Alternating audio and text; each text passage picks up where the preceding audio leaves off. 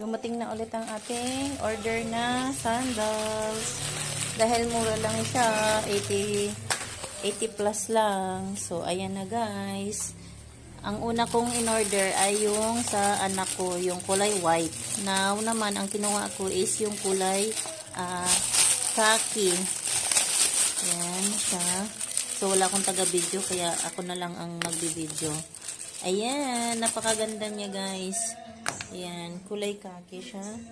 So, try natin suotin. So, lambot siya. Sakto lang. Size 38 ito guys. Ayan, ang ganda niya sa paa. Saktong-sakto kasi nasira na yung mga sandals ko na palagi kong sinusuot araw-araw pag umaalis ako. Ayan. Ano siya guys? Parang siyang guma na parang plastic. Ayan.